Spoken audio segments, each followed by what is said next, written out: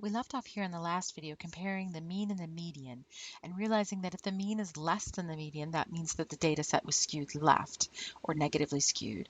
And if the mean is greater than the median, then it's skewed right. So let's use that idea in order to figure out which of these three graphs matches the mean and median combination I gave right here. All right, so I'm going to have to zoom out just a little bit so we can see a little bit. Okay. So don't forget a couple things. One, that the mean is the balance point. That's always useful. And that the two of them being close together will mean that it's symmetric. But of course, they're not going to be exactly the same. That's what the squiggly equals is back here. So it doesn't mean they're exactly the same. It means they're basically the same. Which actually leads us to the easiest one of these three to figure. So when you look at these three, if you look at this combination right here, the mean and the median are basically the same. So that would mean that the graph is basically symmetric. Well, the only graph that accomplishes that is this one right here, histogram number 3. So let me say that this is A because the mean is approximately the same as the median. There we go, right? And it's symmetric. Roughly. I mean, nothing's going to be perfect in this class. That's one thing you got to learn right away. Right? It's roughly symmetric. All right then. So now that leads us to the other two. So A is out. That leaves B and C. Now B has the mean being greater than the median, and C has the mean being less than the median. So when the mean is greater than the median, that would mean that it's skewed right, correct? So this is letter B because the mean is greater than the median, which means it's skewed right. Or positively skewed is another way to put it. All right, that leads us to this one, which must be C, but let's see if it's true. This is C because the mean is less than the median. And if the mean is less than the median, that would imply that your graph is skewed left, which this graph is. And there you have it, right? So roughly the same is mostly symmetric. Big tail to the right means skewed right. Big tail to the left means skewed left. When it's skewed right, that means the mean is greater than the median. When it's skewed left, that means the mean is less than the median. Alrighty then, let's talk about the mode. Now, we've already run into the mode a little bit in Chapter 2. It's the most frequent observation of the variables that occur in a data set. Or in the case of a class, it's the modal class. It's the group or category that occurs the most frequently. So for example, let's talk about our pet data. So I knew I left it in there for a reason. So if I go to Stat and Edit, or number 1 or Enter, either way, and I can see in here I've got a whole bunch of different numbers. Now the problem with this is that I can't tell which one occurs the most often. It looks like 1 right this second, but of course it might not stay looking that way as I move down the chart. So I'm going to go to Stat, and I want to use number 2 or number 3, either one. I want to sort the data. Sort A was sort ascending, or sort D is sort descending. So I'm going to sort it in ascending order, i.e. going up order. And I want to tell it to sort list L1. So second one, enter.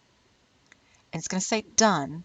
So when I go look at the data again, there, I can see I have 3 zeros. And then I can count 1, 2, 3, 5, 6, 7, 8, 9, 10, 11, 11 ones.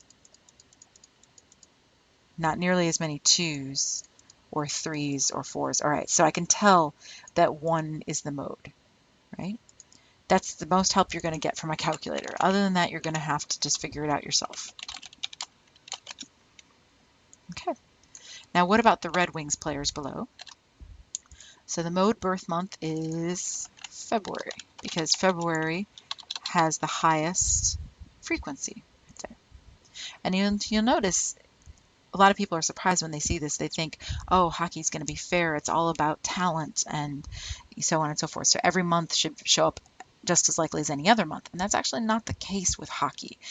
In general, with hockey especially, because of the system by which young children are raised into hockey at very young ages, the the children that tend to be the very best tend to be January, February, March, because they're the ones that are the oldest for the Canadian cutoff for junior leagues in Canada. So there's a lot of debate amongst hockey circles about changing that system because it produces precisely this issue.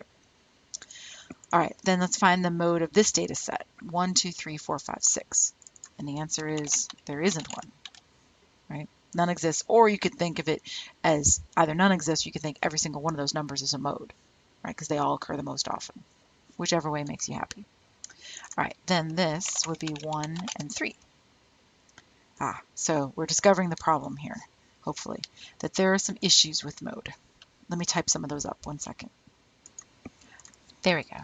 Some disadvantage of the mode. Well, you saw them right here. Sometimes you have data sets that have no mode. That particularly happens with continuous data. Better put that in.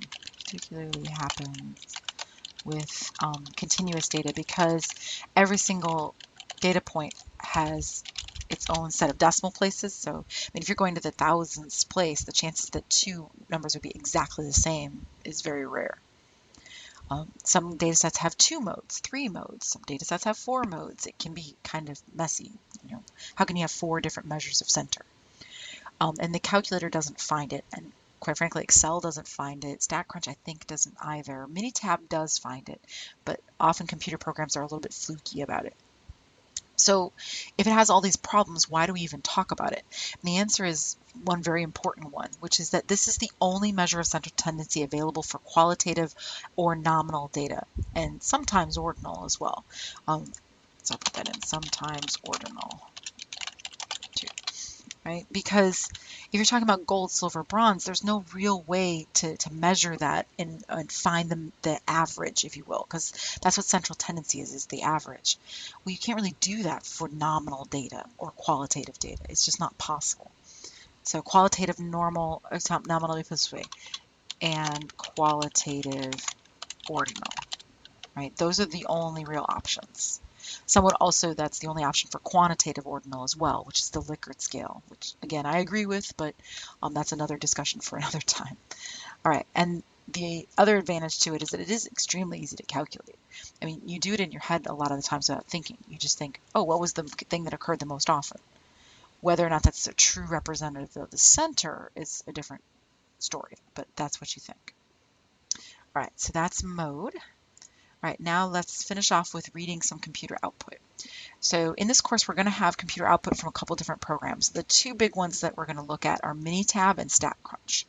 So this particular data set is using a Minitab output. So let's read about it because we're going to use this same piece of output again and again.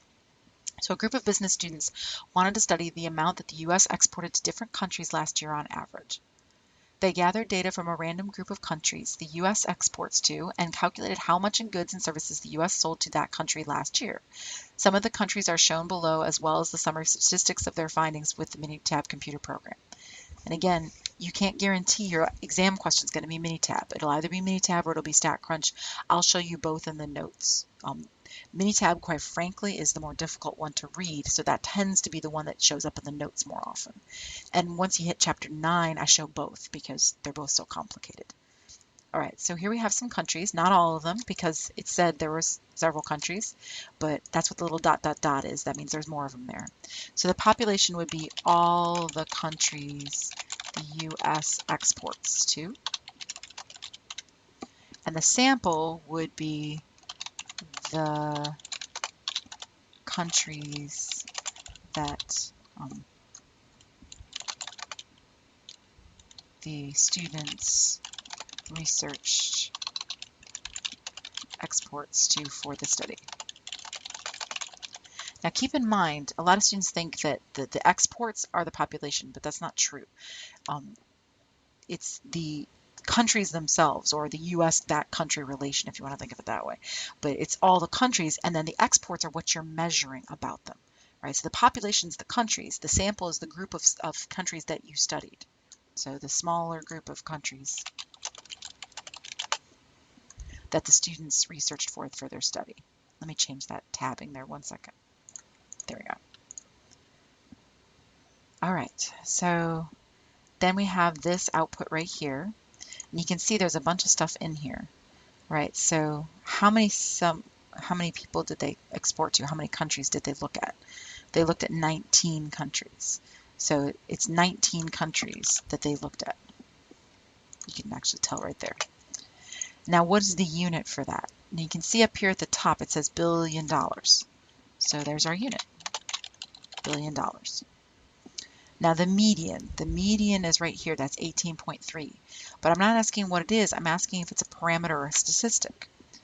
Oh, hold on, let me scroll back to that page. There we are at the beginning of section 3.1 right here. Parameter, remember, is for an entire population. And a statistic is from a sample, so a small group.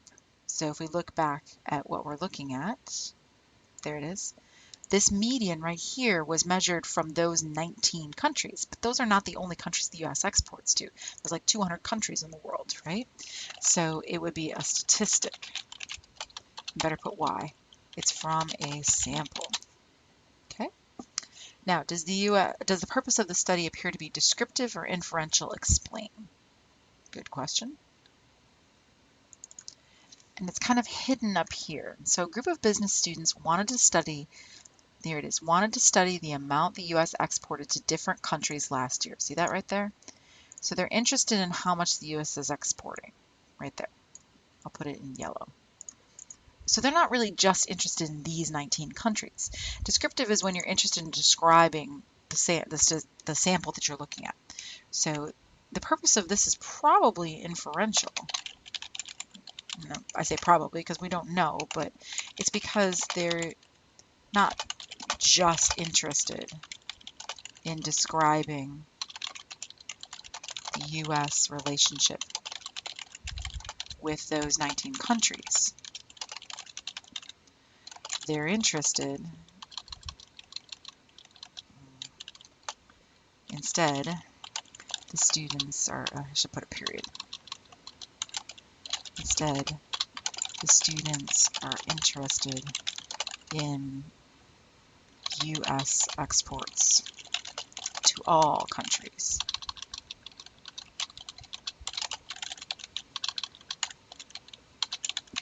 So they will infer about that population from the sample. There we go. Remember, inferential is talking about looking at the larger group from a small group. So they didn't take these 19 countries just for the sake of it. They took those 19 countries to be able to talk about a larger population. All right, now notice it says the mode is right here, 10.3, and then it says N for the mode is 2.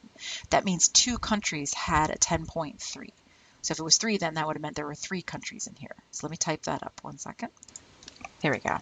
So there were 2 countries in the data set that had 10.3, which means the U.S. exports $10.3 billion worth of goods to 2 countries. They were in here somewhere that we don't get to see them. Now, is this data set skewed right or skewed left? Explain. Oh, I didn't leave myself much room for explanation, but this is very much skewed right.